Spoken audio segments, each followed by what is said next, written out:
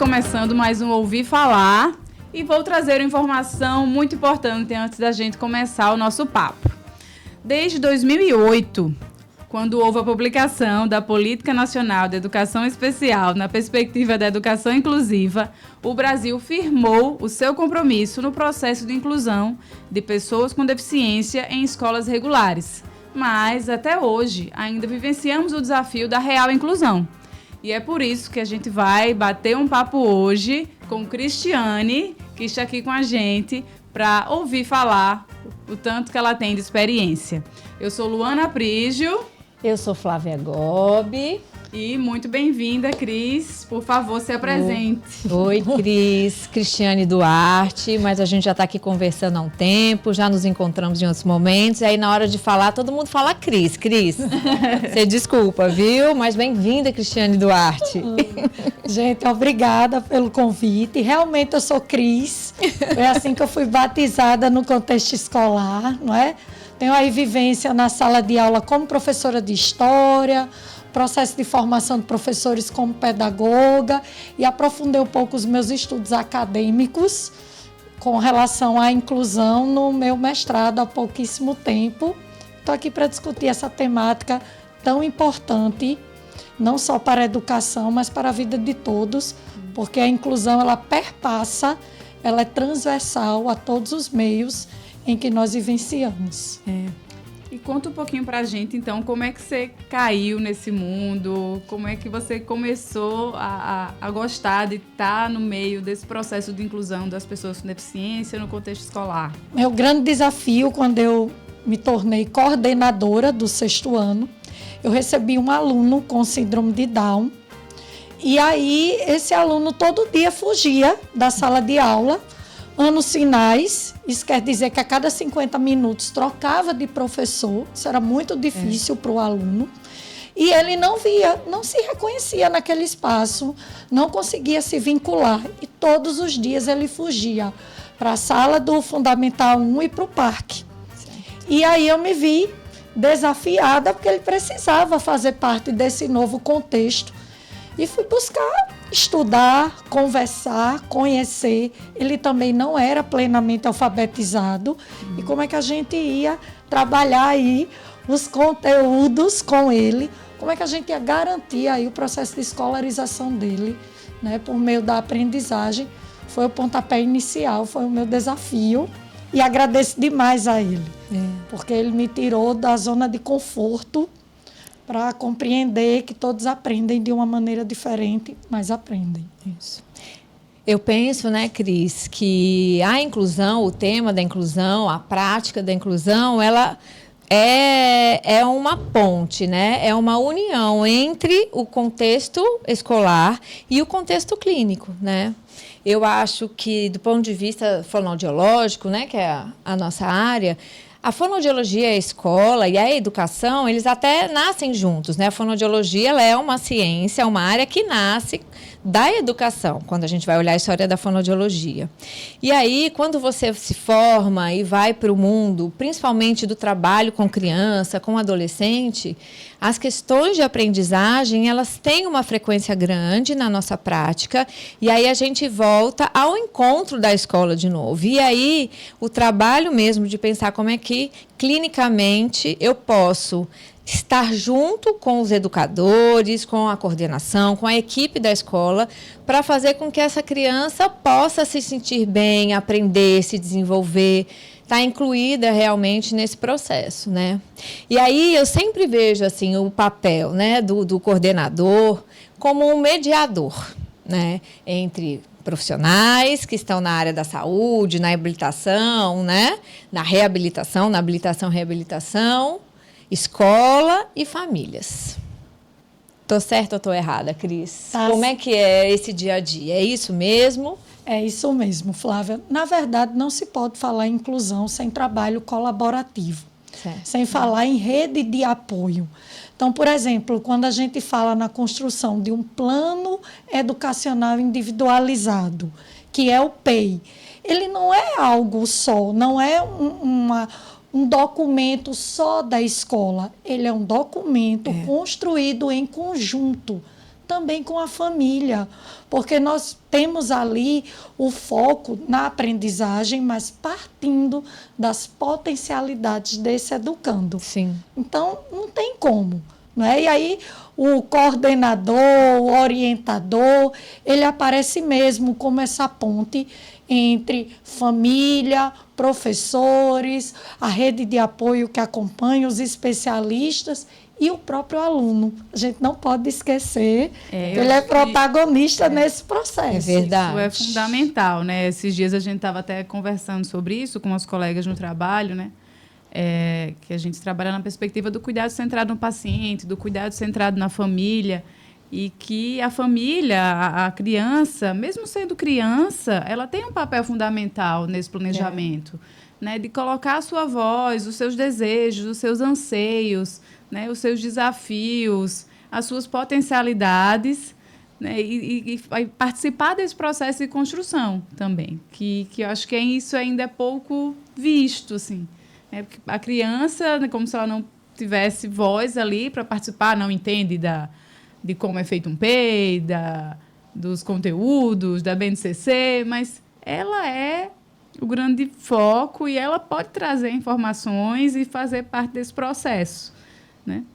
Mas, enfim, isso era só um ponto, não sei se você quer colocar alguma coisa. Não, eu quero só chamar a atenção que a criança, até pelo momento que ela está, parece que ela é muito mais ouvida pelas pessoas que estão lá ao redor.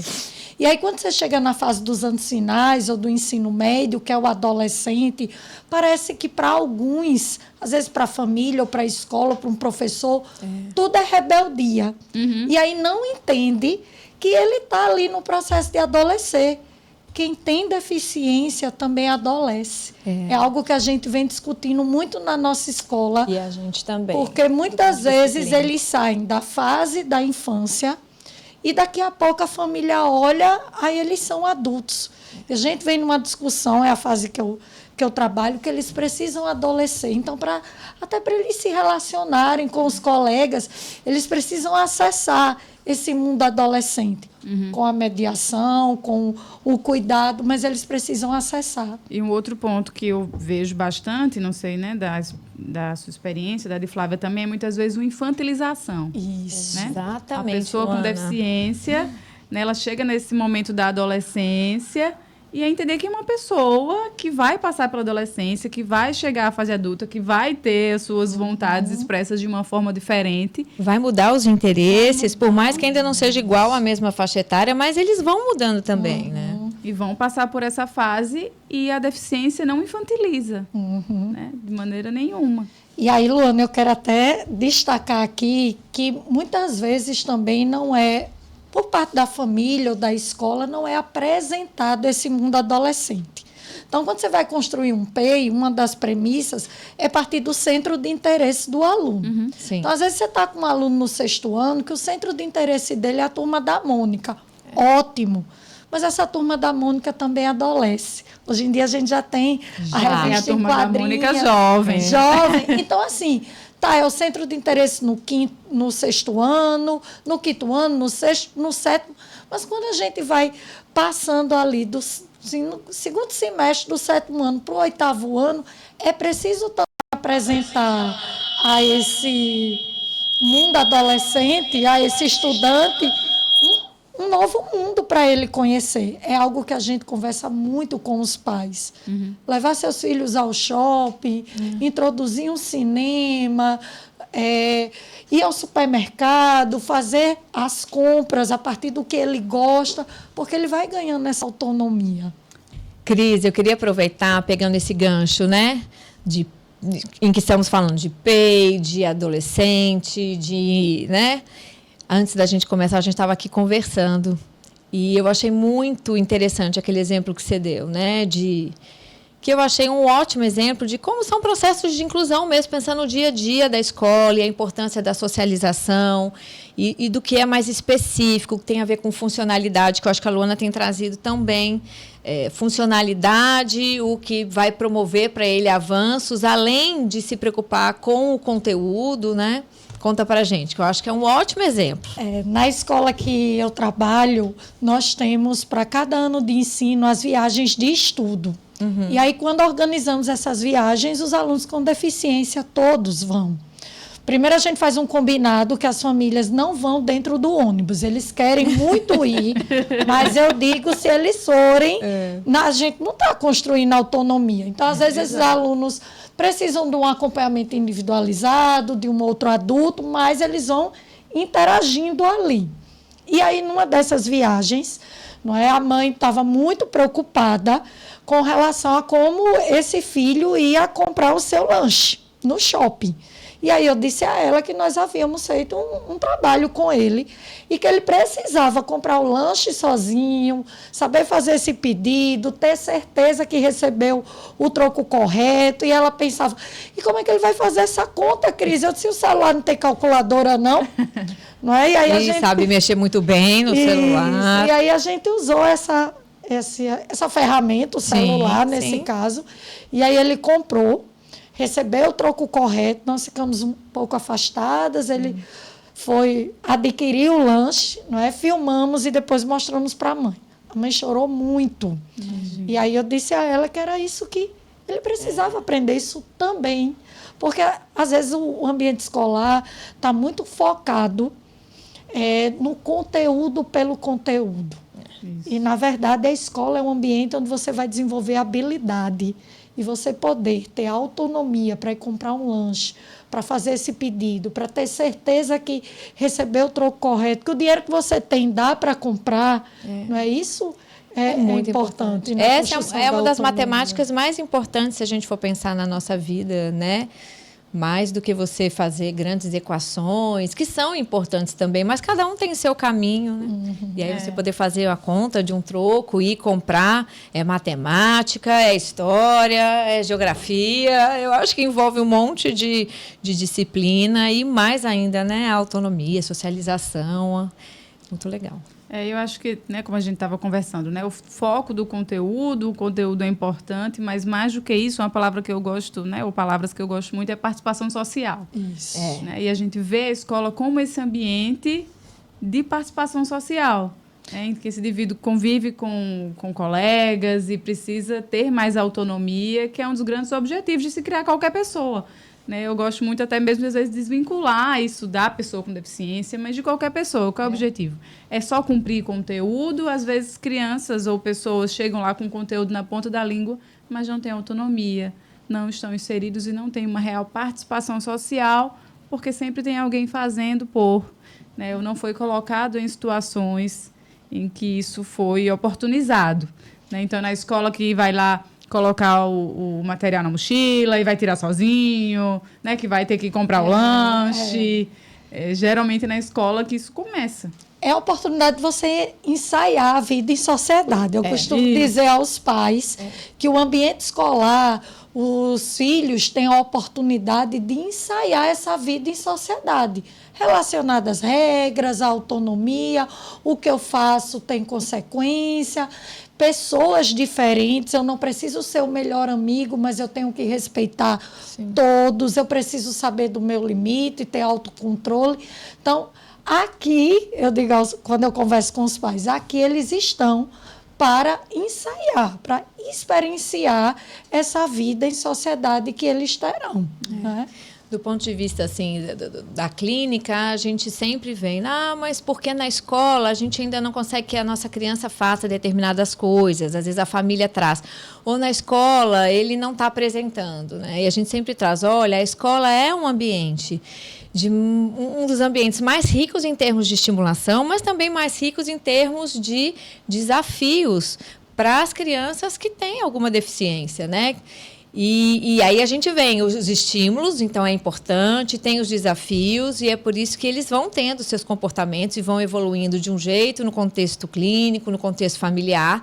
E a gente vê muitas vezes isso vindo depois ou junto no contexto escolar, né? Porque são muitos desafios. É um espaço coletivo, em que você precisa olhar para o aluno nas suas especificidades, mas na relação que ele estabelece com aquele contexto. E aí você falou da clínica, Flávia, o trabalho colaborativo família, escola, não é? A clínica, toda a rede de apoio, ela é super importante nesse sentido, para que a gente possa ter todo mundo a mesma meta, o desenvolvimento daquele aluno. E aí a gente vai trocando, não é? Porque nem sempre a escola acerta também. Mas eu penso que o diferencial é a escola problematizar, pensar sobre, olhar, realinhar, reajustar, traçar outros caminhos. Não é? Isso é que é importante, principalmente nesse processo de inclusão. Porque a gente está falando do aluno com deficiência, mas o que não tem deficiência também aprende muito com essa troca. Quando a gente, às vezes, está conversando também em situações com as escolas, né? E aí vem aquele pensamento da adaptação da atividade, né? Da adaptação do conteúdo, né? E aí, meu Deus, eu tenho 3, tenho 5, não sei. E aí depende do contexto, né? Crianças com deficiência ou necessidades diferentes dentro da mesma sala, eu vou ter que fazer 5 adaptações e ainda dar conta de fazer a atividade ou passar o conteúdo de uma maneira específica para os alunos típicos, digamos assim. E, às vezes, a gente precisa pensar um pouco nisso. Talvez a adaptação que eu faço, isso também vai ajudar todo mundo, né? Quando a gente traz um pouco dessa noção, talvez, do desenho universal. Né? Esse conceito é importante, está lá na Lei Brasileira de Inclusão. E poucas pessoas conhecem. E é um conceito, de fato, pouco discutido, porque quando se fala em desenho universal, em geral, as pessoas focam na questão da estrutura física. Exato. E não é para só ali, isso. né? É para além, E né? não é só isso. Não é? Então, às vezes, quando a gente discute, hoje a nossa escola vive muito esse desafio, porque nós temos um número significativo de alunos, eu vejo como o maior desafio. E nós temos que fazer muitas atividades. E o nosso momento de reflexão é nesse sentido. O que é que eu posso fazer que já está nessa perspectiva do desenho universal e que vai contemplando todos os alunos na sua diversidade naquela sala de aula. Então, quando eu digo assim a um professor, olha, busque trazer para seus slides, quando você trabalhar, mais imagem do que texto.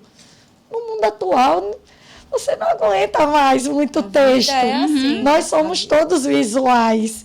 Então, assim, se você faz algo mais visual, você está contemplando o aluno com dislexia, o aluno com TEA, está contemplando o aluno que não tem nenhuma especificidade, ou até mesmo o aluno que não necessariamente está preso a um diagnóstico propriamente dito, mas o aluno que tem uma forma diferente de aprender e que aprende muito melhor visualmente.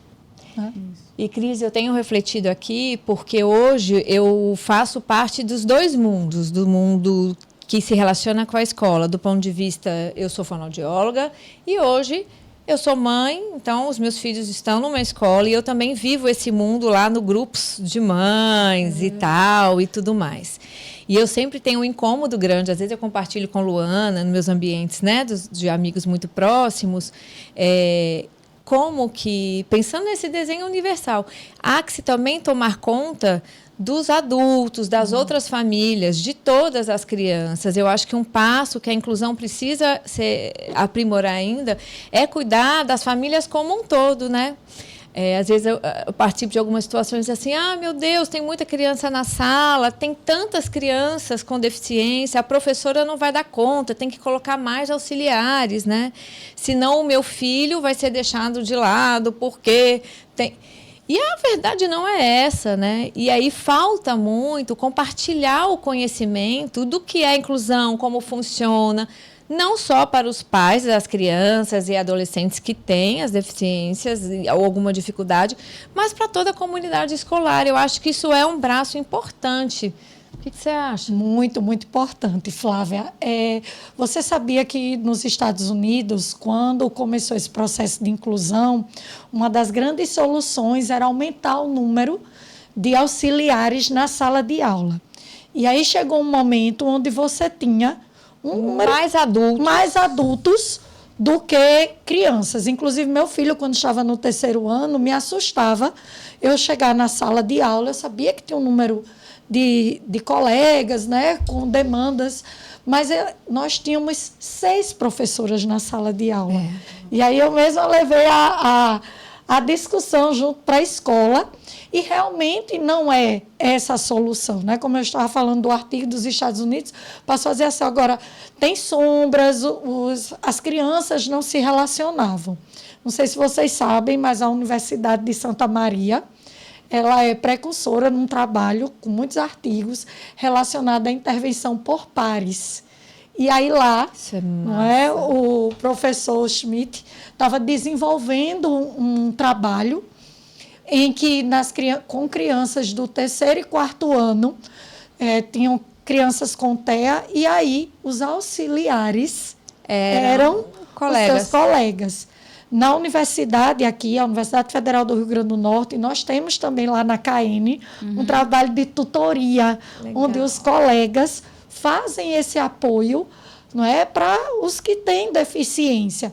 Então, isso passa a ser muito mais inclusivo, se é possível dizer isso, mas muito mais inclusivo na perspectiva que cada um aprende, funciona de uma maneira diferente.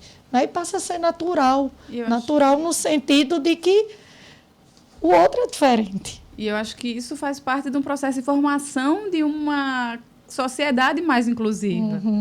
Né? Isso mesmo. Eu comentei com Flávia, recentemente eu estava como professora substituta na universidade, e aí eu estava comparando com a minha turma de 10 anos, enfim, o quanto é diferente hoje, né? Então, assim, eu vivo ainda num contexto muito mais voltado para o ensino fundamental, para a educação infantil, pelo nosso contexto de atendimento clínico e na relação com as escolas, mas estar na universidade como docente, lidando com pessoas com deficiência diversas, acompanhando esse processo de tutoria, né, de acompanhamento dos alunos uns com os outros, e como isso transforma o ambiente, o quanto isso realmente é transformador. E como é isso que a gente quer ver na sociedade daqui a alguns anos, que a gente está engatinhando nesse processo de inclusão, de aceitação das diferenças, né, de compreensão das diferenças, independente de ser uma deficiência, com diagnóstico, como CID e tudo mais, mas das diferenças e de nós atuarmos como uma sociedade colaborativa. Isso. Luana, a inclusão é uma bandeira, né? Uma bandeira política, social. Já tivemos, continua sendo um desafio, mas já tivemos muitos avanços. E a gente não pode perder isso de vista para percebermos quantos avanços já temos, para que a gente continue aí, não é, nessa luta. Não uma luta no sentido de travar uma guerra, mas numa luta no sentido do direito de todos, não é? Do direito de todos à educação, ao processo de escolarização, que é outra discussão que a gente precisa ter. Hoje temos muitos alunos com deficiência nas escolas, e aí a gente vem para outra discussão. Isso, eles estão no processo de escolarização, né? De fato, está havendo a aprendizagem, que habilidades eles estão desenvolvendo nesse espaço escolar, porque não basta estar lá. Eu acho que veio essa necessidade, né? Até mesmo com as leis e tudo mais, a gente precisa colocar essas pessoas na escola regular, né? Essa coisa da escola especial, né? Isso foi discutido, em alguns lugares isso ainda existe, né? Mas com uma perspectiva diferente do que foi, né? Anos passados. E aí precisa ouvir isso de cima para baixo, precisa todo mundo ir para a escola regular. E aí todo mundo ficou de cabelo em pé, e agora a gente faz o quê? Né? E aí hoje a gente já vê muito mais pessoas envolvidas no processo, como você, que tem conhecimento sobre, mas é uma queixa que eu escuto muito, imagino que Flávia e você também, dos professores em geral, né? Socorro. Socorro. Né? Ninguém nos preparou. O que é que eu faço agora? Né? E aí é quando a formação continuada é muito importante. Eu sei que nem todas as escolas oferecem esse momento de formação continuada, mas do mesmo jeito que a inclusão avançou, nós temos aí muitos avanços tecnológicos. Então, hoje um professor que se propõe a saber um pouco mais sobre inclusão, ele coloca lá no Google, ele encontra muita coisa. E não vamos longe, gente. Acesse o site do MEC. Tem muitos cursos, muito material, não é? Com artigos assim excelentes, práticas exitosas, os repositórios das universidades. Então, você tem a Universidade de Santa Maria, a própria UFRN, a UFSCar, são, assim, universidades de referência, onde o professor consegue, sim, não é, ter essa vivência, essa experiência. A inclusão é tão pauta de processo formativo e da educação que hoje você não vê mais nenhum congresso que não tenha pelo menos uma palestra, uma mesa redonda que não traga essa temática da inclusão, né? Então, é algo que também faz parte do contexto. Então, mesmo que na sua escola você não tenha a formação continuada, acesse o site do MEC, você vai encontrar artigos muito legais e artigos acessíveis. Porque, às vezes, os professores acham que é um texto denso, é acadêmico, né? Científico, e me chama muita atenção o material do MEC. E muitas vezes a recomendação que eu dou é comece pela Lei Brasileira de Inclusão. Boa, é verdade. Muitas respostas estão ali. De alguns conceitos. Isso mesmo. Começar por ela já é um bom caminho. Já a legislação é importante que conheçamos, não é? Até para a gente saber, nos nortear quais são os direitos, como é que eu também, como professor, posso lutar por isso, não é?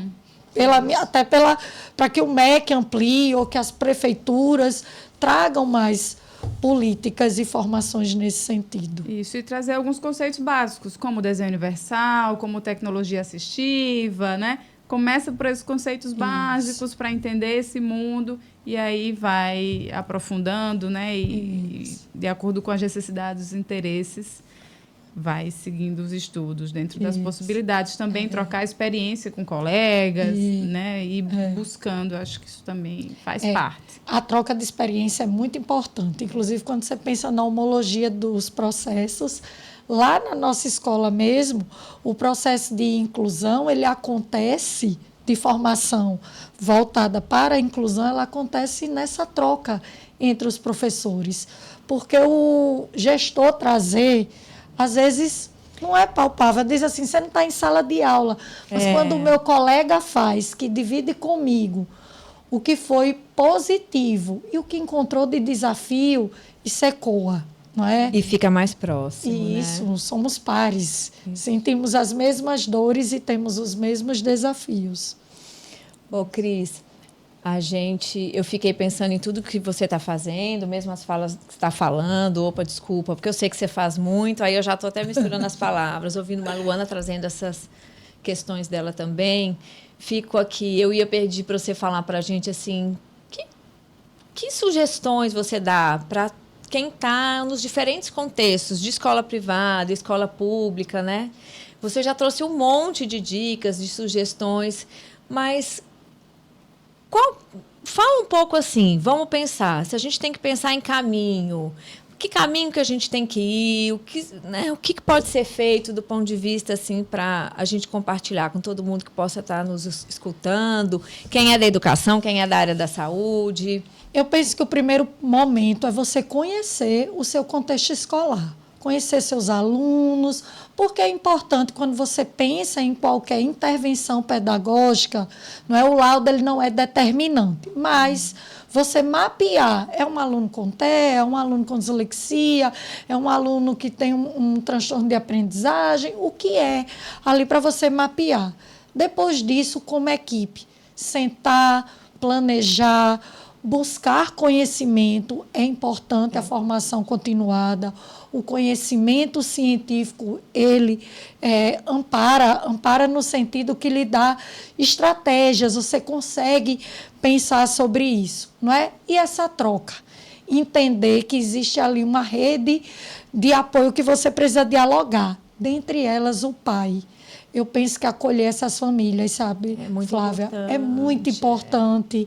Eu costumo dizer que se um pai chega num dia muito exaltado, dizendo que algo não foi feito, escute. Depois você pensa sobre, acolhe.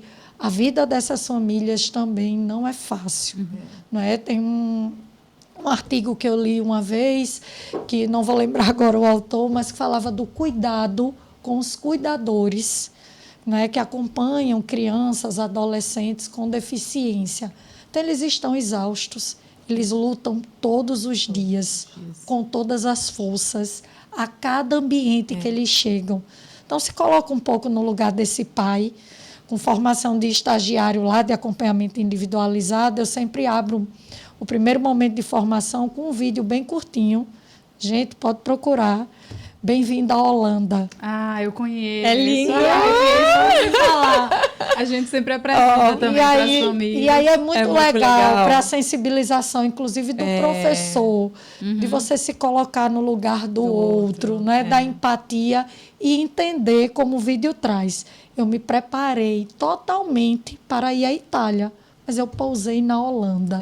E agora? Né? E agora? E a Holanda tem belíssimas paisagens também. E é um pouco do nosso papel, né? Mostrar o quão a Holanda é maravilhosa e quais as possibilidades que tem. Isso, né? isso. E eu acho que é pensando assim, ouvir. Foi muito bom. Que conversa boa, Cris. A gente falou de um assunto tão importante, acho que de uma maneira tão gostosa e tão instrutiva ao mesmo tempo. Muito obrigada, Cris. Que disponibilidade, viu? Valeu demais, né, Lu? Foi muito bom. Eu fiquei aqui encantada. Eu adorei. Muito e bom. Foi muito bom ouvir a Cris falar hoje com a gente. Muito obrigada. Seja sempre bem-vinda. Acho que a gente vai precisar de um outro momento, com mais tempo para bater mais papo, com certeza, sobre esse tema ou sobre outro. Mas a gente se despede aqui. Tchau, tchau. Tchau, obrigada, Até Cris. o nosso próximo Ouvir Falar. Tchau, tchau, gente. Tchau.